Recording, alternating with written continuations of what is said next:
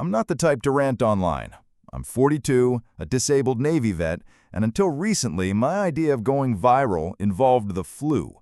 But what happened in the Target parking lot that day, and what happened after, changed everything. It started on a Tuesday, one of those days where your knees feel like rusted bolts and your back won't stop arguing with gravity. I have a permanent disability from my time in Afghanistan, a spinal injury that makes walking more than 100 feet an Olympic event. That's why I have a legally registered Handicapped placard, not because I want sympathy, but because I need that space. And that's why when Karen stole it, something inside me snapped. I just pulled into the Target lot right before noon. Arizona sun, 96 degrees, the blacktop shimmering like a mirage. I spotted the one available handicap space right by the door and started signaling my turn. Then she came out of nowhere. A silver BMW X5 zipped past me, cut into the space so fast her tires screeched. I slammed my brakes, horn blared. She didn't even flinch. Out stepped a woman in her late 40s, designer shades, designer purse, designer attitude. She adjusted her sunglasses and walked toward the entrance, not limping, not hesitating, just a smug strut like the world owed her prime parking. I rolled down my window. "Hey, that's a handicap spot." She paused and glanced back. "I'll just be a minute." "You don't have a placard." She waved me off. "Mind your business, Grandpa." Grandpa? I'm 42. She was easily pushing 50. I felt my blood pressure spike. My fingers clenched the steering wheel. I had half a mind to just wait for her, but then I remembered something important. My Dashcam. It had caught everything. Her cutting me off, the missing placard, and the confrontation. And that's when an idea started forming. I parked 3 rows away, limped to the door in pain. But I wasn't angry anymore. I was focused. The store had AC. I cooled down, bought what I needed, and when I came out, her BMW was still there. So I pulled out my phone, filmed it from multiple angles, zoomed in on the license plate, then added voiceover commentary. Karen here thinks she's more important than disabled veterans. No placard, just privilege. I uploaded it to Reddit when I got home. Title: "This woman cut me off and stole a handicap spot without a placard. My Dashcam got her." I didn't expect much, maybe a few upvotes, some venting, but by morning, over 38,000 upvotes. My inbox was full. The video had been reposted on TikTok, Twitter, Facebook, even Instagram Reels with dramatic music edits. Commenters were ruthless. "BMW stands for break morals, woman." Bet her parking space at home says entitled queen. Plot twist, she's late for her HOA complaint session. By the 3rd day, I was interviewed on a local podcast. By the 4th, the local news was knocking. And Karen, she was about to learn what going viral really meant. First came the calls, Target corporate issued a statement, then came the apology posts, not from Karen, but from someone claiming to be her niece, saying she was going through a tough time. Right. Then came the email. She found me. Not hard. Reddit sleuths had already doxed her name, her business, and even the PTA group she led. Turns out her site had a tagline: empower, elevate, respect. You really can't make this stuff up. Her email read, "Dear Sir, I saw your post and video. I would appreciate if you could take it down as it's creating personal and professional stress for me. I apologize if I inconvenienced you. I didn't realize it was a handicap spot. Please show some compassion. Thank you."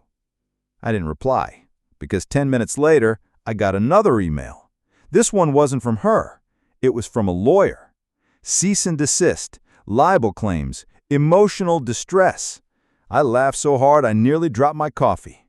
They said I had misrepresented the event and that Karen suffers from an invisible condition which requires discretion. Then they demanded I remove all content immediately or face civil consequences. You want to know how I responded? I posted the letter on Reddit. New title: Karen sent me a cease and desist, so I sent it to the internet. Overnight, 74,000 upvotes. Even lawyers chimed in, laughing at how ridiculous the threats were. It went so viral that a disability rights group reached out. They wanted to interview me for their YouTube channel. But the real kicker? someone leaked footage from a second angle. Apparently, someone else in the parking lot had also recorded the moment from their dashcam. It showed Karen speeding, almost hitting a cart boy, and shouting, "I'm not parking in that sun like a peasant." And in that moment, she became the internet's newest villain. Meme pages went wild. People started tagging her coaching business. Clients dropped out. Local parents demanded her removal from the school board. And that's when she crossed the line again. She showed up at my door. I was sipping my morning coffee, reading comments from strangers defending me like I was their long-lost uncle, when I heard the knock. Not a light tap. It was the kind of knock you use when you're angry and entitled. Let me in, peasant knock. I opened the door. There she stood. Karen. No sunglasses, no makeup, no smirk, just a tight jaw, furrowed brow, and a stack of papers in her shaking hand. "This has gone far enough," she snapped, holding the papers up like a priest with a Bible. "I want this to end, now." I looked at her, calm, grounded. I looked at her, calm, grounded. "You parked in a handicapped spot without a placard," I said. "Then tried to bully me into deleting the footage. Then you sent a cease and desist. Now you're here." "You're ruining my life," she hissed. "My business, my marriage, my kids can't even go to school without hearing about the spot." "Then maybe you should have thought of that before you treated a disabled man like a nuisance," I said quietly. She lunged forward a step. "I didn't know you were—" "You didn't care," I cut her off. "You saw me. You heard me. You said, 'Mind your business, Grandpa.' And now the internet made it everyone's business." She stared at me. Then, just as suddenly, she dropped the papers on the porch. "You'll be hearing from my lawyer." And she walked away. A week later, I was officially served. Defamation, emotional distress, loss of income. Karen was suing me for $250,000. But here's where things got really fun. I posted the court filing, redacted, of course, on Reddit. Title: Karen is suing me for posting dashcam footage of her stealing a handicapped spot. Thoughts? It exploded. Again. Lawyers from around the country offered to represent me pro bono. One of them, a disabled vet who'd been through the exact same thing. We built a case, gathered every screenshot, dashcam frame, media appearance, legal precedent, every comment Karen had made publicly, including one in a local Facebook group where she admitted, "I just hate parking far away. Sue me." Oh, and remember that second dashcam video? Turns out the guy who recorded it was willing to testify. The courtroom was packed. Not literally, but the video stream sure was.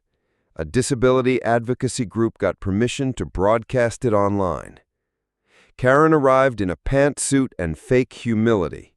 Her lawyer looked like he charged by the minute for blinking. My attorney was a no-nonsense woman named Valerie, Marine vet, bulldozer in heels. Karen's lawyer started with sympathy. "My client has suffered relentless online harassment, death threats, and professional destruction due to a video that violates her right to privacy." Valerie stood up with a calm smile. "Let's begin with this." She played the dashcam footage. Everyone saw it again. The sharp swerve, the smug walk, the words, "Mind your business, Grandpa." The courtroom went dead silent. Then Valerie dropped the second angle, the one with audio. Karen's voice, clear as day. "I'm not parking in that sun like a peasant." The judge leaned forward. "Ms. Forsyth, do you deny this is your voice?" She stammered. I was under stress." "And do you, or did you at the time, possess a valid handicap placard?" She hesitated. "No." Boom. Case dismissed. You'd think it ended there. But no. After court, Karen slithered out the side door, avoiding reporters. I went home, exhausted, ready to move on. A week later, I got a package in the mail. No name, no return address. Inside was a custom street sign, white with blue trim. It read, "Reserved for karma. Violators will be filmed." I laughed so hard I cried. I installed it right in front of my house. People took photos, made memes. A local sign company reached out and asked if they could mass produce it with my permission. I said yes. Proceeds? They donated them to the Wounded Warrior Project in my name. She moved, sold the coaching business. Her PTA presidency? Gone. Rumor has it she's living in a different city under her maiden name, rebranding, trying to fade into obscurity. But the internet never forgets. Sometimes I'll still get messages. Is this the guy who roasted Karen with a parking spot? I smile every time. Because it's not just about a spot. It's about respect. So if you ever think about cutting off a disabled vet for your own convenience, just remember, there might be a dash cam. There might be a second angle. And there might be 12 million people online ready to watch you get exactly what you deserve. Enjoyed that story? Subscribe for more epic real-life revenge tales, and hit that like if you think justice sometimes comes in the form of a viral video, because around here, we park legally and carry receipts.